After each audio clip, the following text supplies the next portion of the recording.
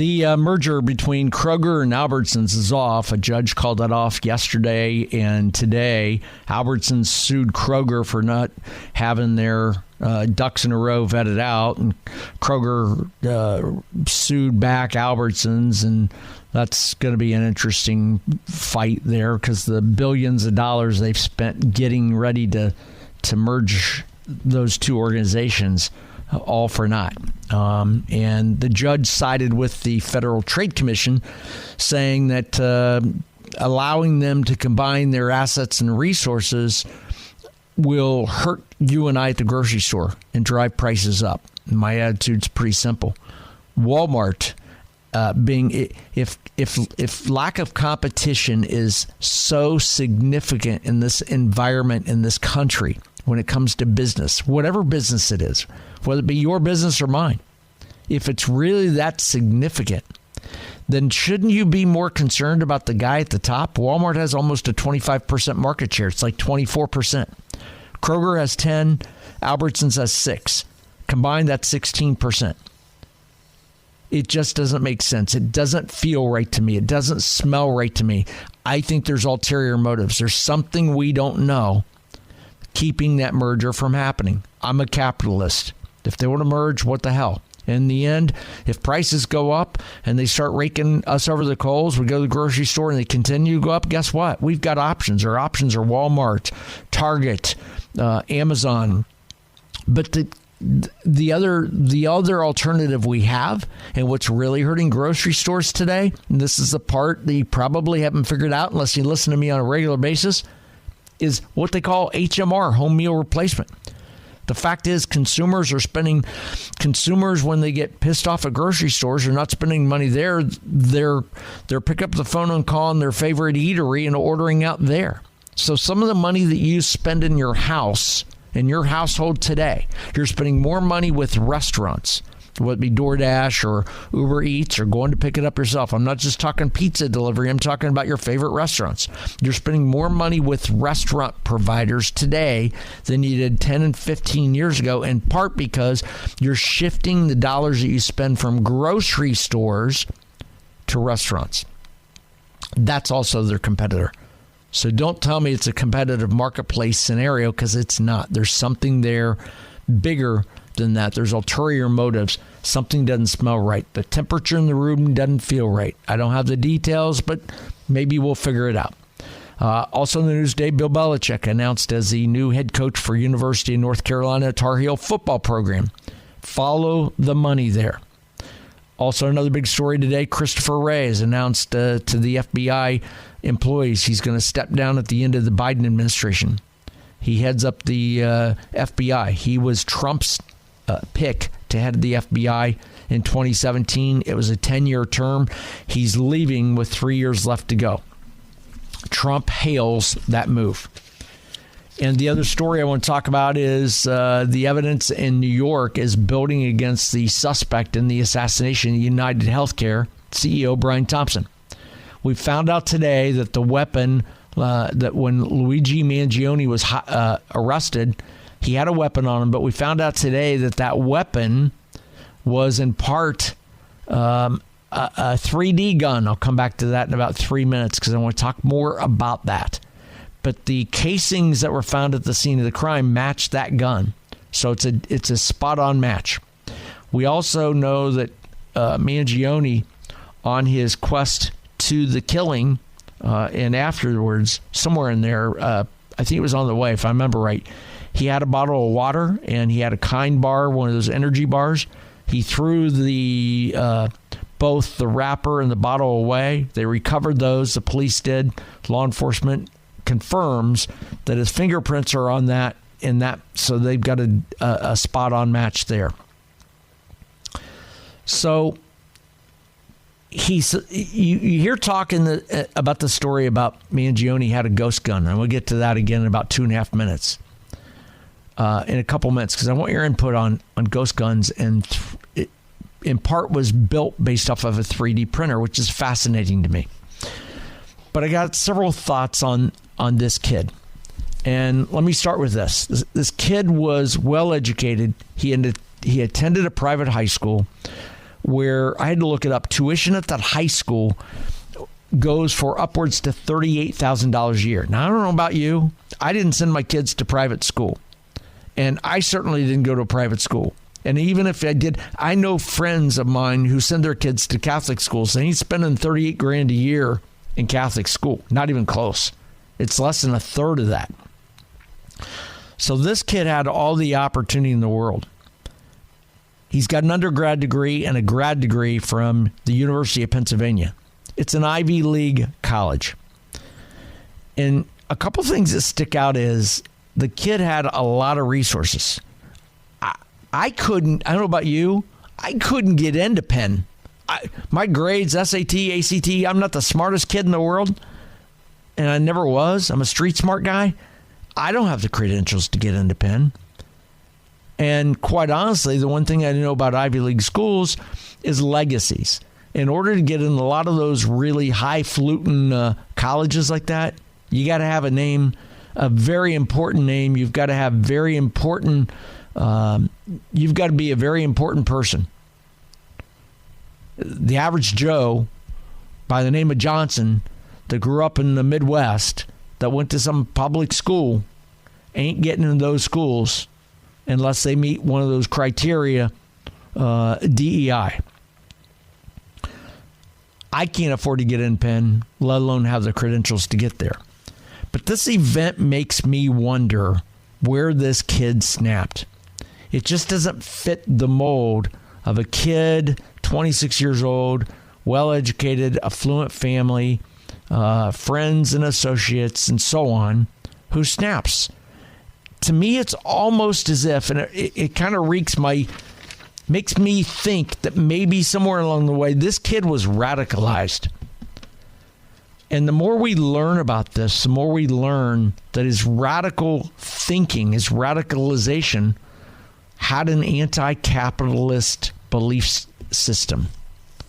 And I always find it interesting when these wokesters, if you remember Occupy Wall Street folks, the whole Occupy movement, a lot of them are white males from upper class neighborhoods, wealthier neighborhoods, from families with resources. I always find it interesting that those who are anti-capitalist, those who are anti-establishment, come from money. What the hell are you thinking? Hell, I grew up a poor kid. My dad, we qualified for welfare. He never took it because he was too proud. I never had anti-capitalist type thinkings and thoughts. I just think you got to be radicalized for that. My name's Jeff. It's Westside Jeff, filling in for Chris Kroc. A bunch of ways to reach out to me. You can hit me up on social media at Westside Jeff on Facebook, on Instagram, on X, or pick up the phone and dial 800-288-9227, 800-288-WBAP. I got to hit a quick break. On the other side of that, I want to talk a little more about what this event means, because this event combined with his education has to bring up a discussion about one word. And I'll tell you what that word is in about 3.5 minutes. My name is Jeff. It's Westside Jeff in for Chris Kroc on News Talk 820 and 93.3 FM WBAP.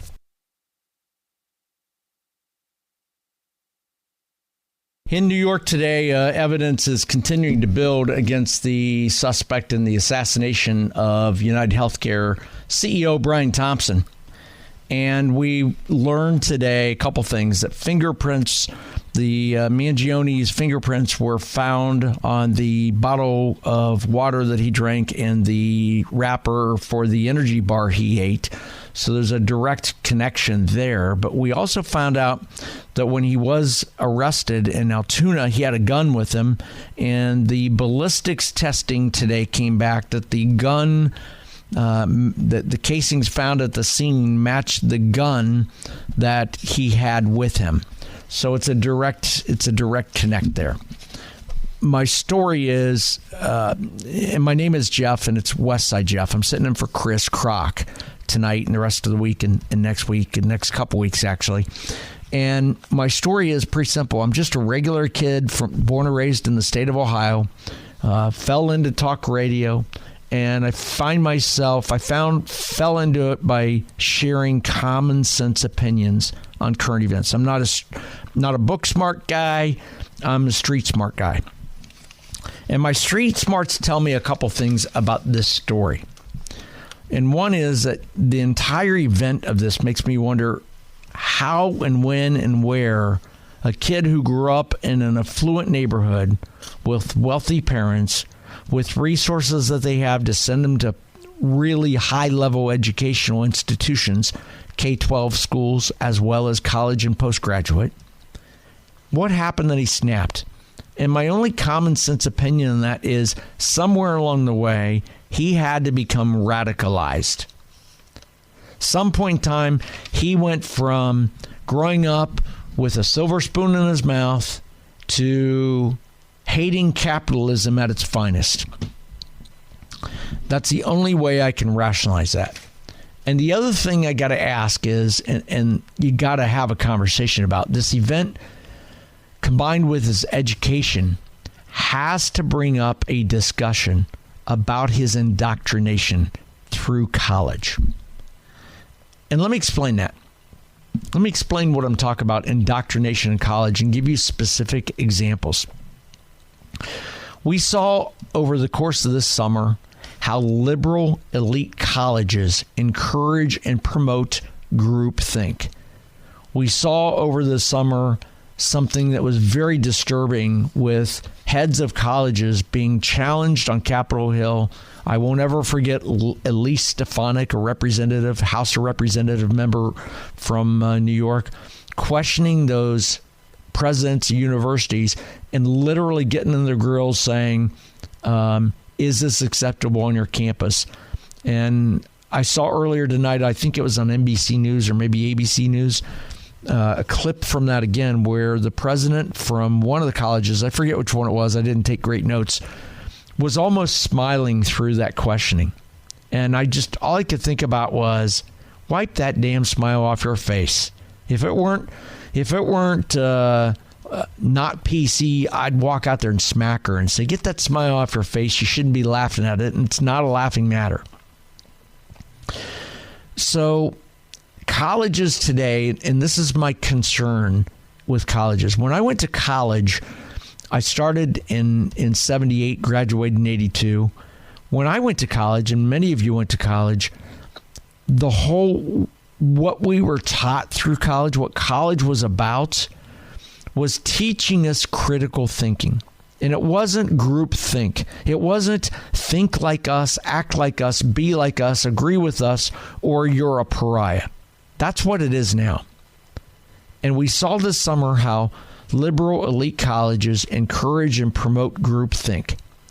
And when I say groupthink, I'm talking about if you think like we do, if you believe like we do, if you believe in injustices in our social service system, if you believe in DEI, if you think people should be promoted based off of their gender, based off of their race and ethnicity, then you're one of us. But if you believe in merit, you are an enemy. You're an enemy of education. You're an enemy of the people. That's not like college that I knew. That's not like college like you knew. But it's college today, and that was exposed this summer through some of the hearings up on the Hill. And the structure and the alignment of colleges to admit kids, to indoctrinate them, to radicalize them is very scary. So I say to you, if you're a parent like I am, if you have kids getting ready to go to college, you need to make sure you're involved in that and make sure that the college that you're sending your kids to, that you're involved with, you're engaged in, is not a groupthink way. A very specific story, and I won't get too specifically detailed because I don't want to bust somebody out, but a very good friend of mine has a PhD from University of Michigan. Very famous person, very popular person from Michigan. And he and I were talking over the course of this last year about Michigan having an opening for a president. And I said, you'd be a perfect person for this. And he said, it'd never work. I said, why? He said, because I don't think like they do. I don't agree with the content and the radicalization of what they do. I don't believe in the indoctrination. You see, I believe in college teaches you, the whole point of college is to teach you to critical thinking, to think on your own, and to challenge the establishment, to have differing viewpoints. But colleges today don't do that. So I'd get thrown out of there before I'd get hired. And to me, that was a repudiation of college. And all I could think about is I feel bad for kids going to college, coming out of college, getting that kind of an education, coming out of college with $30, $40, $50, $100,000 in debt, and not a great upside for future. And all I can tell you is this: the experience of college and the liberalization and the radicalization, indoctrination of colleges today, not all of them, but many of them, is another good reason why we need to talk to our kids about not going to college, and that it's okay not to go to college. And we approve of them not going to college, and we want them to not go to college. We want them to pursue career tech advancement. It's okay to become a plumber. It's okay to study to go into HVAC. It's okay to become an automotive mechanic, because your income potential over the lifespan of your career, how much money you're going to make your first year on the job until the day you retire, will be little less maybe than some highfalutin colleges, but you're not going to come out with $100,000 in debt. It's okay not to be groupthink. It's okay not to go to college. It's acceptable. You're no longer a pariah to think about career tech. We need career tech in high schools. We need career tech in life. And we need more trades people all across the country, especially right here in North Texas. A year ago, I sat right here and told you Dallas was the number one city in this country short on tradesmen. There's not enough plumbers, auto electricians, HVAC folks. There's not enough career tech people in Dallas. With what's going on with colleges today and the lack of career tech folks today, it's a perfect time to start shifting our attention away from college and towards improving the lives of our kids and our students today, encouraging them and telling them and supporting them it's okay if you don't go to college. I want to continue this conversation. Got to hit the bottom of the hour news. On the other side of this, I want to take your calls at 800-288-9227, and I'll talk more about indoctrination. And I have strong opinions on what this next administration needs to do to set that table, because they can, and I'll tell you how in about 6 minutes. My name is Jeff. It's Westside Jeff in for Chris Kroc on News Talk 820 and 93.3 FM WBAP.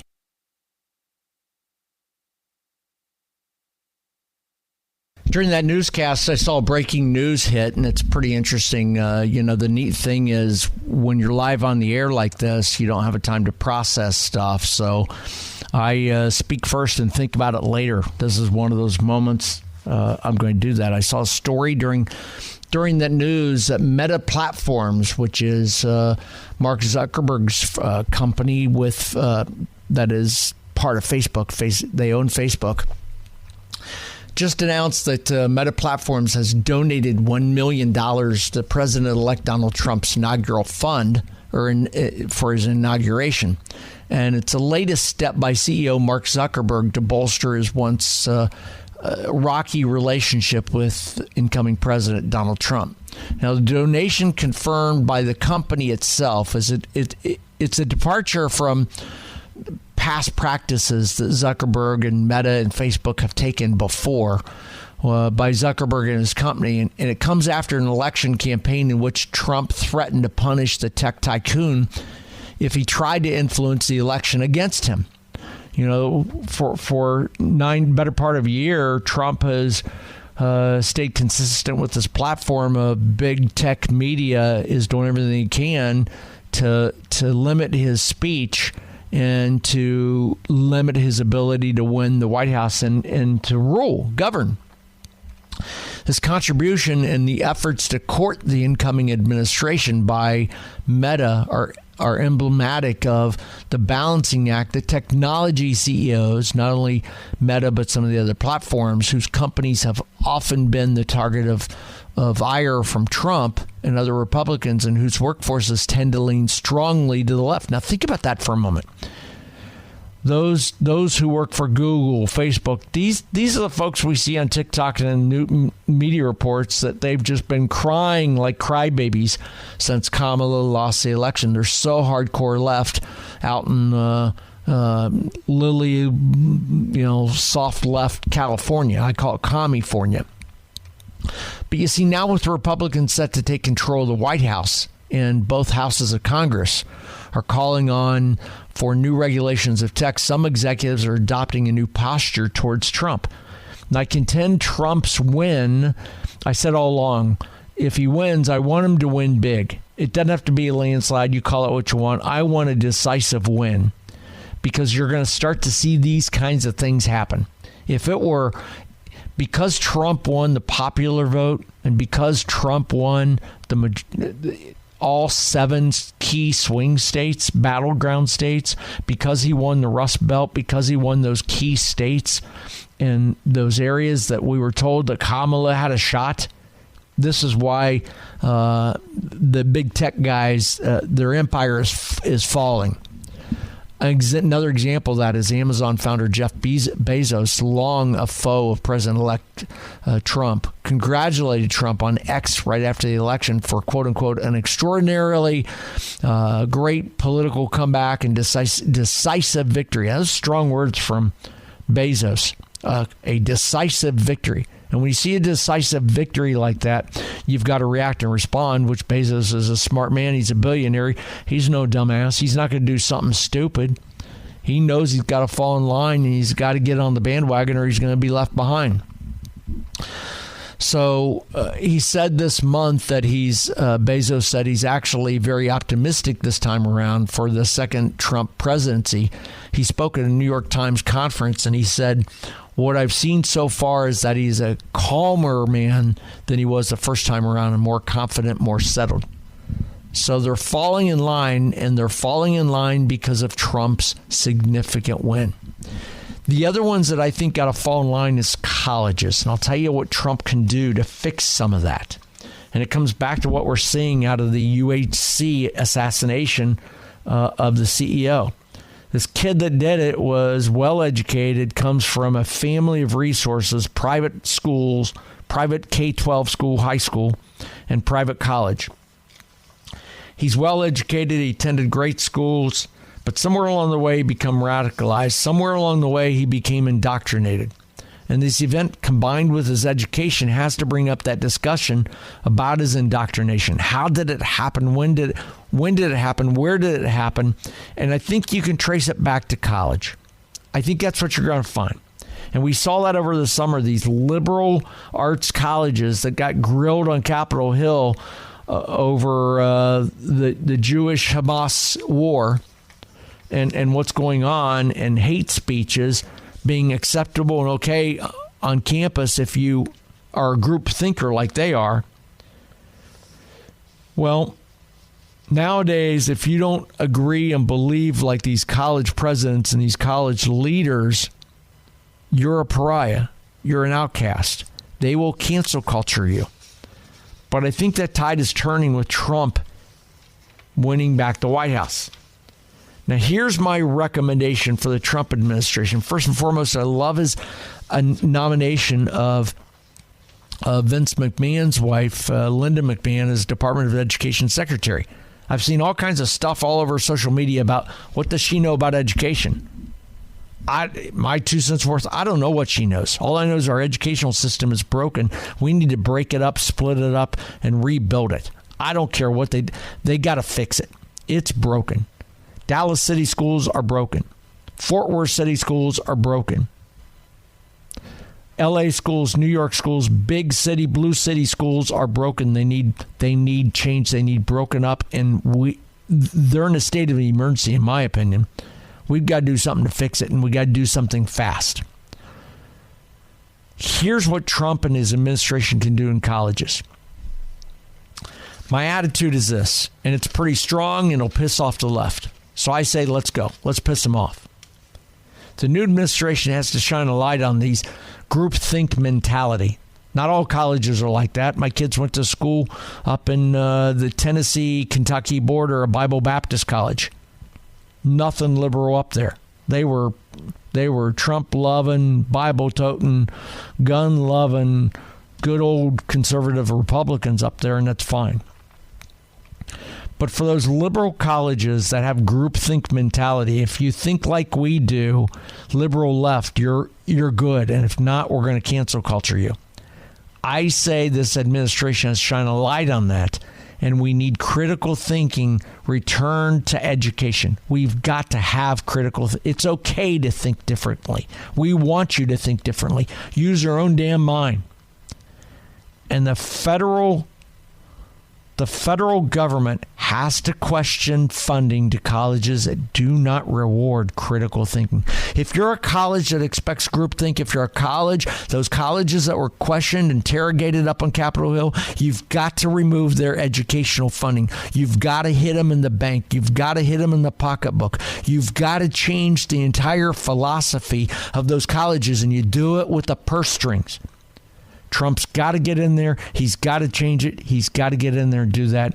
And you've got to remove funding to those colleges that are indoctrinating students, that are forcing groupthink and penalizing critical thinking. That's my opinion. I'd like to hear yours. You can hit me up across social media at Westside Jeff, or you can pick up the phone, dial 800-288-9227. That's 800-288-WBAP. My name is Jeff. I got to hit a break. 3 minutes long on the other side. Take your calls. I'll continue the conversation. My tirade about hit colleges where it hurts most in the pocketbook. Take their money away from them, and you'll get them to fall in line. I want to hear from you. We'll talk about it in 3 minutes. My name's Jeff. It's Westside Jeff. And for Chris Crock on News Talk 820 and 93.3 FM WBAP.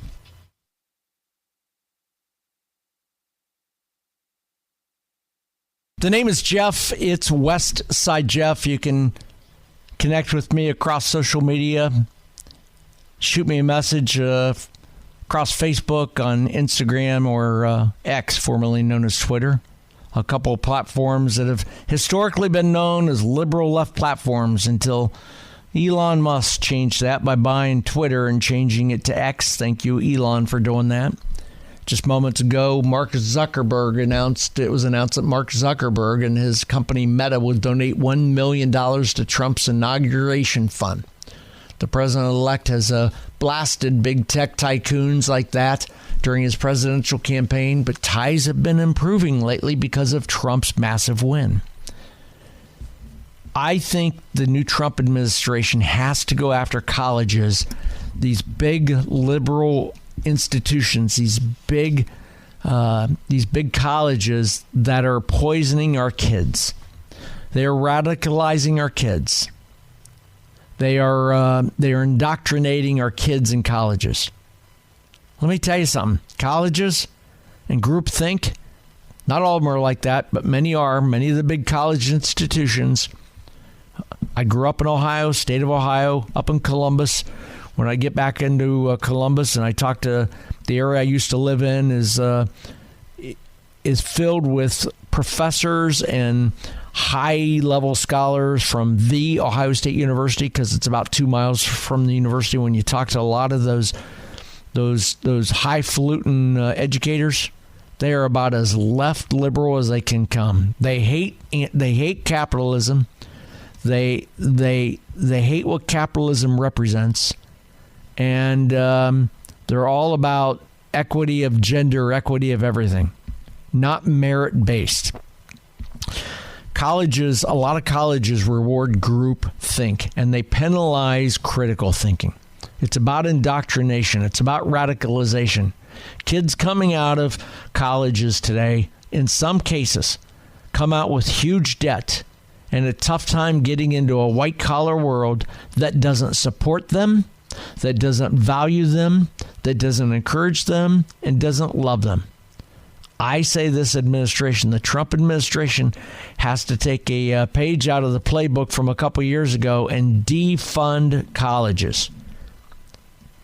That's what we need to do. We need to say, if you are a college that penalizes critical thinking, if you are an educational institution that doesn't want differing viewpoints, if you're an institution that doesn't want to teach your students to think for their own, if you want to indoctrinate, if you want to radicalize, if you want to mobilize them to think like you or call them radicals and kick them out of your little class, then we'll defund you.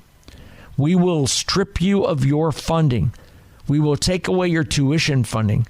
We won't grant you research projects anymore. College professors are all about research projects. You know what? Give the money to college professors that encourage critical thinking. And we won't give you any grants. Liberal colleges that are indoctrinating and radicalizing our students today are dangerous. And that's what I think we ended up with a week ago with the kid from an affluent neighborhood who gunned down the CEO of UnitedHealthcare. And in some circles across the globe, he's being hailed as a hero. That's BS. That's got to change. I say this administration has to start with defunding colleges that don't encourage critical thinking. My name is Jeff. It's Westside Jeff. If you agree or disagree, love to hear your perspective. You can hit me up across social media. You could also hit me up on the phones. My man Garrett Tarango and Shamar, my two producers, ready to take the calls at 800-288-9227, 800-288-WBAP. The events over this past week and the acknowledgement of Luigi Mangione's educational attainment leads me in my common sense back to the idea that college isn't for everybody.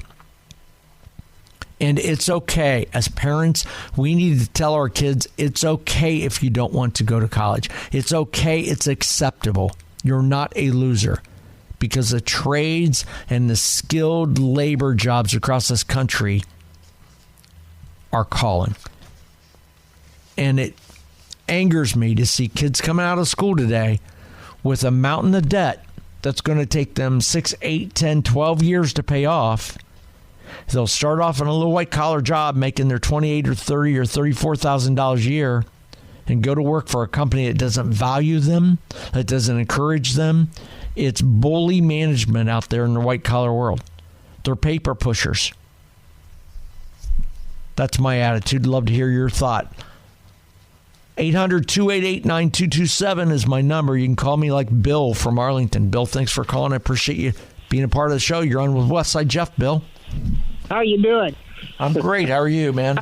I think everything you're saying is right on the money. You know, I have had a feeling about this kid that shot the UHC executive, that he's trying to kind of write his own story. He's freely admitting that he did this, and I think he wants to use his trial and everything to turn into some kind of celebrity. It's just pretty bizarre. And I understand what you're saying. He comes from wealth, you know. I think he's trying to create a story here.